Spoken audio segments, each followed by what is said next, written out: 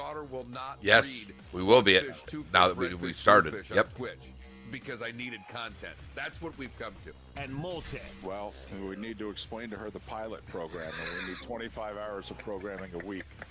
So you need to deliver your 12 minutes a day, 5 times a week, because that's an hour, honey. Southwest Florida's Fox Sports Radio. All guests appear on the Goldberg Noon Abraham Hotline. Goldberg-law.com. Oh, I like It's up to you now. It's up to you. I like it. Now, the best local sports show this town has ever heard. Here's Miller and Moulton. You're live.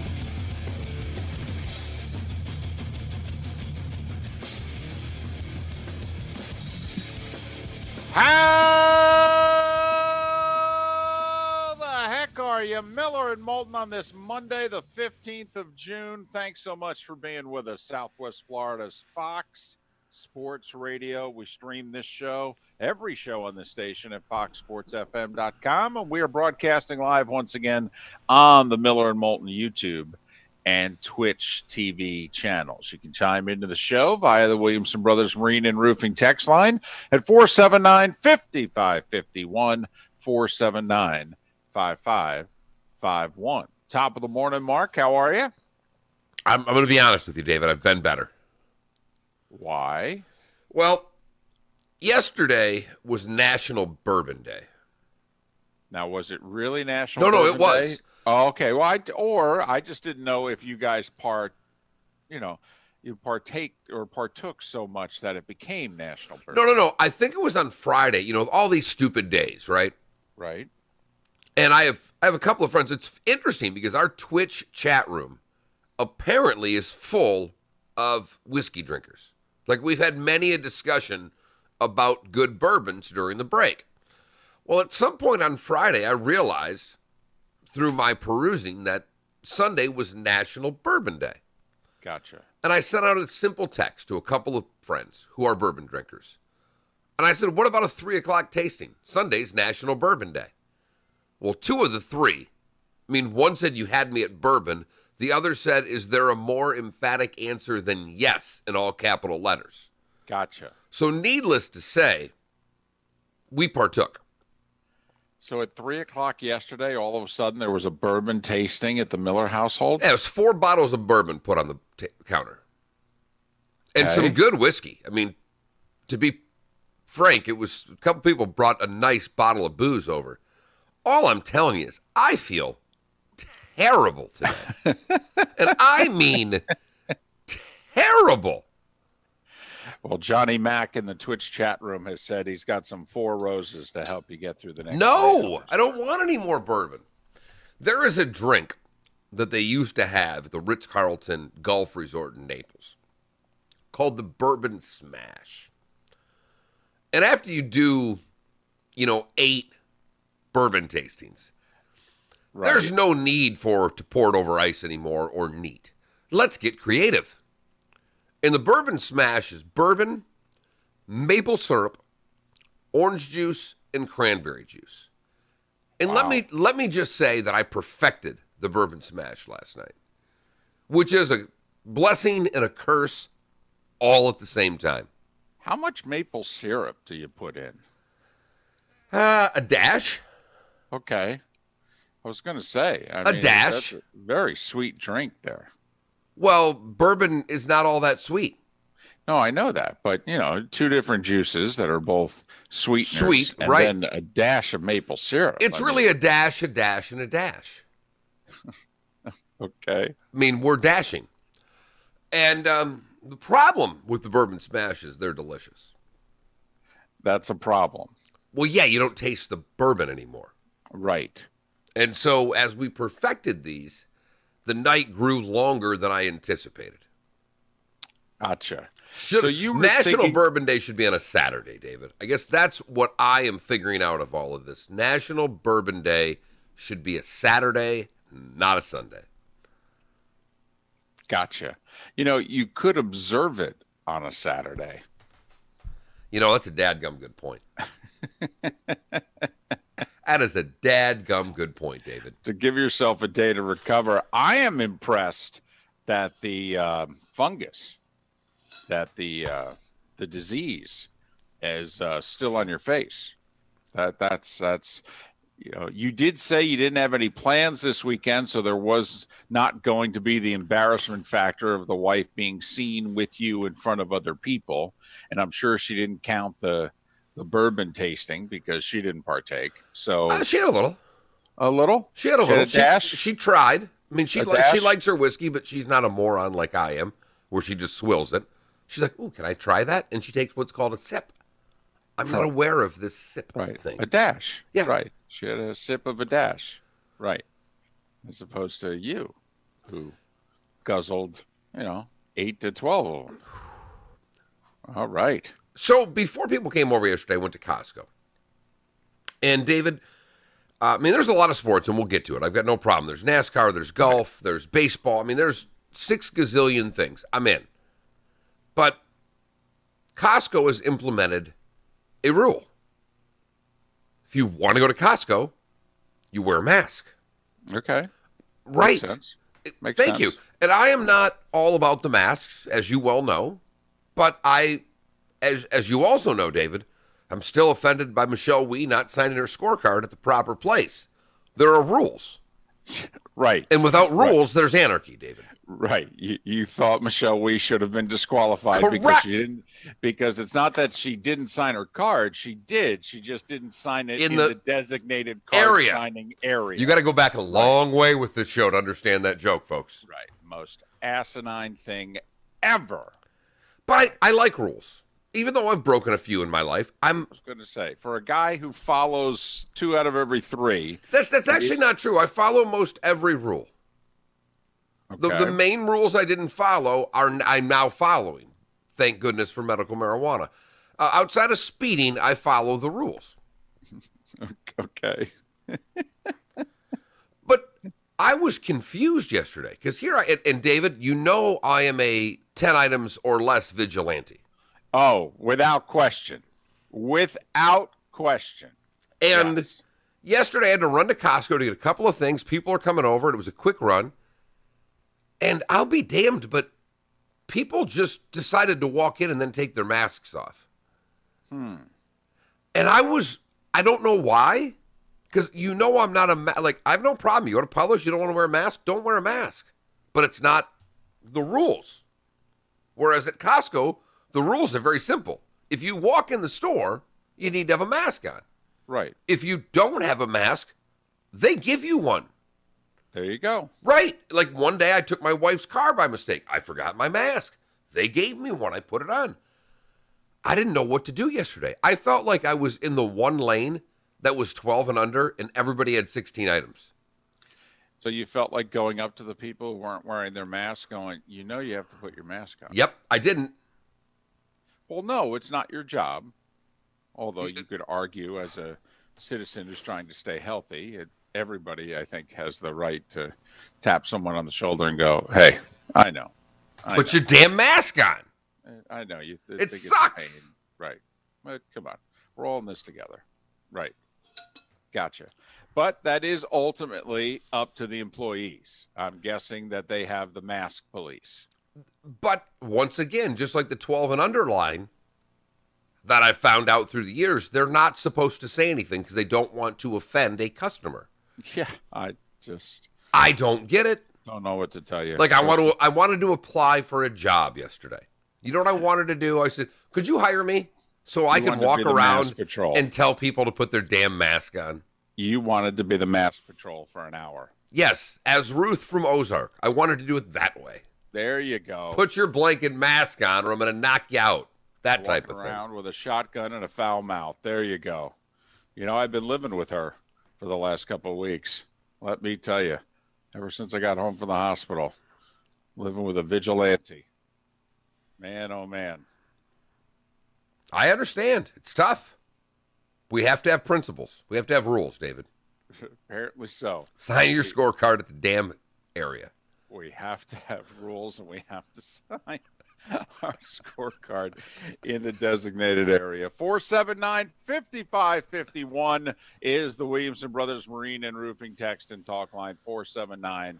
5551. Mark, you could be our poll question. When you go outside, do you wear a mask? Well, and I have no problem with people that don't. I really don't. I just think it's kind of I don't know, if a place of business says, in order to come in here, wear one, I think you should follow their rules. If the place of business says you don't have to wear one, then do whatever the hell you want.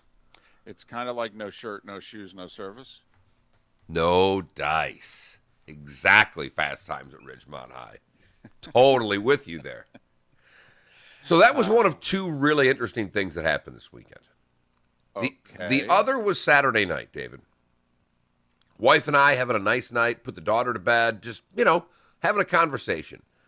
Music's on, and I threw on the second TV because I realized that it was Saturday night, and that means a truck race. Well, look at the transformation going on in the Miller household. I realized Saturday night meant a truck race. Not make it happen night. It meant a truck race. David, how about that? David, I threw the truck race on the other television. Unbelievable. And I'm not joking that the wife and I are having a nice conversation. It's a good night. I say, I'm going to throw this on and see how the kid from Elvis doing. That was really my only fascination. How's Ross Chastain doing? Okay. Finished third, by the way. Yes. My wife turns around because she's facing me and the TV's kind of over her shoulder. David, she locked in for 40 minutes. Wow. I mean, locked in, no more conversation, asking questions about the truck race to which I cannot answer because I don't know. No. You know one guy. But no, I mean, ask the stages and what they're running and and I'm like, oh my goodness. But she goes to the truck race end, she goes to bed, and about 11 o'clock on FS1, Australian rules football came on. Oh my goodness, you and your Australian rules obsession. My goodness. David, what is wrong with you? Nothing's wrong with me, but they treat pass interference in that sport like we do in the NFL. It is way too touchy. Didn't used to be. Exactly. Didn't used That was to a be. man sport. Used to be like watching old-time hockey. Felonies all over the ice. You know what it took to get those 4 power plays a game? I mean, it took basically the cops leaning over the boards going, hey, if you don't do something, we're going to have to step in here. Okay, 2 minutes for tripping. That's right. Fine. Let it be that way. So a little racing, little Aussie rules football that led us into the weekend. And David, sports are happening again, aren't they? Well, I watched a lot of golf. I got to be honest. Terrific tournament. Watched a lot of golf. It felt weird, at times a little boring, not having any atmosphere, to be honest, because the announcers, especially since only one of them was on site, basically, they're all reacting on a monitor, nobody seeing anything live. And so I just, there was a little something missing for me. There was. I mean, I will say down the stretch, guys were missing shots as if, they felt the pressure. No doubt, right? I mean, there was short putts missed and all the things that we would get in a tournament with people. The same oohs and ahs would have been there in this tournament as they are in every tournament because the mistakes were made on a terrific leaderboard going down the stretch. Absolutely. Absolutely. Big names everywhere. And you had like 8 guys within one shot of the lead coming down the stretch. And it seemed as if almost all 8 of them had a putt on 18 to either win it or get in the playoff. Absolutely. And Daniel Berger was the only one that made the putt on 18 to get into the playoff. And then he didn't miss a putt in the playoff where Colin Morikawa did. And, Schauffele missed a 4-footer on 17 in regulation, which cost him a spot in the playoff. Morikawa missed a 3-footer on 17 in the playoff, which cost him the tournament. So Daniel Berger gets his 3rd ever win. And, There you go. It was a terrific first tournament back. They go to Hilton Head now for the Heritage. Tiger will not be in the field. People were charting the movements of his yacht, but apparently he did not enter by Friday afternoon, even though the yacht was supposedly headed that way. So no Tiger this week as well. But Jordan Spieth, the guy who's been kind of off of the beaten path for a guy that's on the star names, played terrifically, which was fun to see. As you mentioned, Schauffele, who's one of the good players out there, he got at it. I mean, that leaderboard was a who's who of PGA Tour players. Well, there's no doubt about it. I mean, Justin Rose, who had been MIA before golf took a 3-month hiatus, he worked hard on his game. He played really well. He had a real shot to win. You know, Rory was in it most of the way in a tournament that he had never played in before. You know, you had Bryson DeChambeau, who is as far as golf goes, a controversial character because, well, he doesn't conform. He goes not only to his own drummer, just emotionally, but he also does it in terms of his approach to golf. All his clubs are the same size, and he looks at things differently. And then during the 3-month hiatus, he claims he worked out 3 times a day. And he does look like a completely different person. I mean, just like I look like a completely different person now than I did 3-4 weeks ago. I, however, had a kidney removed. You gave the kidney and all the weight you lost to Bryson DeChambeau. I did. He's humongous. He is. He really is. He looks as if he's an SEC recruit. He is the Stay Puft Marshmallow Man of golf right now. Yeah, and it's funny. I think he looks pudgy. I am totally with you. And it was so funny yesterday because Koepka looks great. Koepka looks like he's got 4 ounces of fat on him. All right. DeChambeau looks, quite frankly, looks like a young Nicklaus. David, he looks like the guy in my estimation, because I've seen the transformation. He looked like the guy in high school that decided he was going to juice to get big, but kept drinking and eating. Yeah. Like, because he's definitely thicker as a human being. Oh, my goodness. And from a muscular standpoint. But he also is chubby on top. To me, he looks chubby on top of that. And this is coming from 2 fat guys. Right. We don't care. We're not judging. We're just talking. In fact, I have to admit, I like him more now. I can relate to him more now. Not the bulking up, but the little thing around the waist there that he's got. I can relate to that. He's got a little hangover. You know, he's never had a hangover before. You know, he's never had a ledge when he's sitting down that he could rest food and drink on. Now, quite frankly, he's got a little bit of a ledge. Nothing wrong with a ledge. Not a shelf, but a ledge. Right. Some of us have had shelves. Correct. Some of us have had shelving. But, you know, that's for another day. Mark, I did watch a lot of golf. I'm not going to lie. All right. Watched a little bit of NASCAR. The race ended, I think, 12 minutes ago. You know, this just in.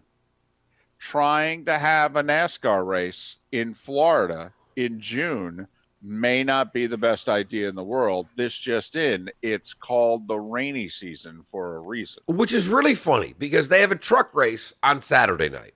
When did it start, David? After the rain. Right. The truck race went off without a hitch. Of course. The Xfinity race, which was at noonish. Yeah. 11:30, something like that. I caught the last 20 laps, and I'm not trying to play NASCAR guy. I do like Ross Chastain. I think he's a great kid. He's been very generous to come on our show. I'm rooting for him. Yep. So I happened to flip the television on yesterday before people were coming over, and I was going to put the Golf Channel on to watch the early part of the coverage, and it happened to be on FS1, and the race was on. I'm like, ooh, 20 laps left. I'll watch the end of the Xfinity race. They did not have a problem with the Xfinity race. Because it ended before it rains here. Right. It's as if they knew what they were doing. Correct, David. But then in mid-June, they tried to schedule a NASCAR at 3 race to start. At 3. Come on. In June in Florida at 3. Who is the dumbass that came up with that idea. 400 miles. You really think you're going to get in 267 laps in mid-June in Florida, starting something at 3 o'clock? That's supposed to end around 6:30. Are you kidding? Really? So there are delays and delays, and so, it ended about 10 minutes ago. Denny Hamlin, a winner. So I tried watching, but after a while, too many delays. But, Mark, here was the problem for me. There are certain dates that linger with me as a sports fan. And, I am 54 years old. I'm fairly well adjusted. But, I've got... That's funny. Fairly well. But, I still got a couple of soft spots. Still got one or two teams, one or two things that make me seem as if I'm about 10 minutes away from being a member of the Dog Pound. And the New York Rangers hockey team's probably it. That the New York Rangers are probably my biggest button pusher. Remember, I didn't go. The Blades were about to win the Kelly Cup. I didn't go. Rangers were in Game 6 of the conference finals. I had to watch it. You said to me, Moulton, what are you doing? We got to go. We got to watch. And I go, Mark, I'm not going to be of any use to anybody. I'm literally, the whole time I'm there, I'm going to be thinking about the Rangers game. I'll be up. And you were like, well, go to the breakaway. I'm like, no, sorry. So I feel badly about that. Obviously it's their one and only cup so far. Had a chance to be there for it. Didn't go. All right. Felt badly. That's why a couple of years ago when they lost in Game 7 of the finals, I was rooting even harder for them because I, missed out on the first one.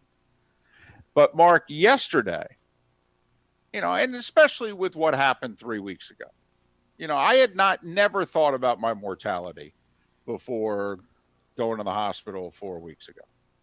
And, here in the Big C and having surgery. And I got to admit, I still have not thought about my mortality. For whatever reason, I was not scared. Despite everything that happened, I never thought that this was the beginning of the end. I just thought that this was a strange series of events, and we were going to have this taken care of, and we were going to move on. And so far, knock on wood, so good. We'll see how it goes. But it hit me when I woke up yesterday morning. It was June 14th.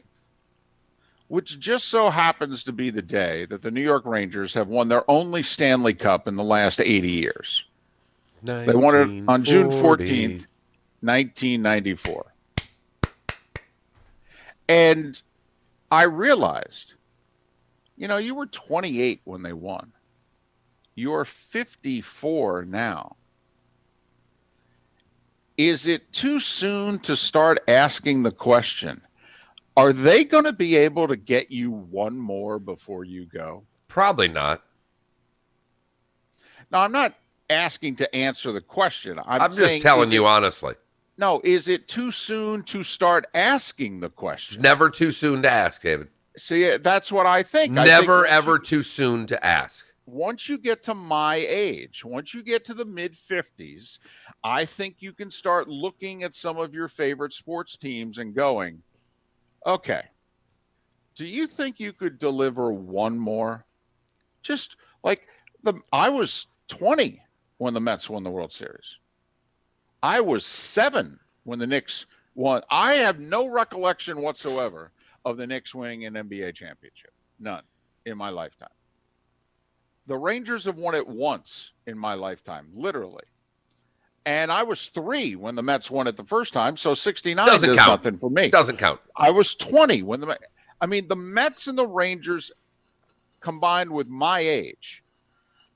And yesterday morning for the first time, and I sent a tweet out. I saw it. In which I said, 26 years ago tonight, the Rangers won the Cup. Hey, guys, I'm 54. What do you say? One more before I go? What do you say? Do you think it would have the same type of meaning to you? I'm asking and I'm being sincere and serious, David. Do you think, let's give you 85. Let's give you 31 more years going around this sun. Wow. That's a lot. I know, but let's just give you 31 more years revolving around the sun. All right. Do you All right. think it would mean as much to you as the title in 94 meant? Well, for a variety of reasons, no. Correct. My life was in chaos in 94. And so the Rangers winning the cup, that whole playoff run kind of sustained me in many ways. But it's also youth. And oh, no doubt. You know, I mean, when I do Today Was the Day When, it was a couple of days ago that I mentioned Pittsburgh winning in Detroit in Game 7 to win the Stanley Cup. Well, Detroit's gone downhill since then. No doubt. It's the last time they had a chance to win Lord Stanley. And they went to the playoffs a few more years in a row after that, but they were never at the top again. That's the last time they stepped on the ice and they had a chance to win the cup. And I feel very lucky that in my adult life, the Red Wings have won a few titles. The Pistons have won a few titles. The Tigers won one when I was 15. And Michigan State won a Rose Bowl. And no offense to the college football people, for Michigan State winning a Rose Bowl and even getting their ass kicked by Alabama in a college football playoff is far greater than I could have ever imagined that program getting to. Right. But it just is. To have a run where you're beating Michigan more than you're losing, you're going to Rose Bowls, you go to a playoff. That's as good as it can get. So when I look at my teams, the teams that I have, cried and had joy over, I'm good. And like when you sent that tweet out, to me, I don't know if the next one would mean even close to what the first one meant. So I'm not being a smart aleck. I'm not trying to be. But I mean, with all due respect, just because you get older and you may not enjoy things as much doesn't mean that you are not going to enjoy them a great deal. I mean, if I enjoyed them on a scale of 1 to 10 and it was a 10 back in 1994, it doesn't mean it can't be an 8.5 or 9 now. And David, which is still pretty damn good. I mean, it's great. What in your life gives you that? In your life? In your life, Vern. So in your life. No, David, I'm not arguing with you. I'm not trying to throw water on the flames. A little bit. If you think so, I am. I just am merely saying that even if it's an 8, like I don't know for me if it would be. For me, it might be a 6. Well, but maybe it's because I'm cynical. But in our case, at least our team has delivered us one. All right. I mean, listen, you live next door to an Eagles fan. And I don't know how close you are to him. Okay. But I'll bet you if you could get him to open up as to what that Super Bowl meant 2.5 years ago. Now, he's old enough to remember 1960, but still, all right, it was pre-Super Bowl era. And, you ask a Philly sports fan, what it meant to them for the Eagles. Hey, they got their one. They got their one. No guarantee they're going to get, and they're pretty good more years than not, but no guarantee that they're ever going to go back. And, I mean, it had been in 40 years, they had gone to the big game, 35 years, they'd gone to the big game one time before they finally won it. So, but it was just one of those things. It hit me in which I realized, and I had not thought about it that way. But now it's been so many years for 3 of the teams that I root for, in which it's like, I'm going to keep being a sports fan, and I'm going to keep rooting and watching and spending money when I get the chance to go and all that. Am I ever going to see one of these again? So, Mark, I ended up watching a couple of old hockey games last night because that might be the closest I ever get to seeing it again. And as Seth Ever pointed out in our Twitch TV chat room, there'll be flying cars before the Knicks win an NBA title. You got that right, Seth. Yeah. So that's all. It was just one of those anniversaries, got me wondering. I'm sure there's a few sports fans out there with a few of their teams going, boy, man, I think I'll get one more, especially if you're my age. You're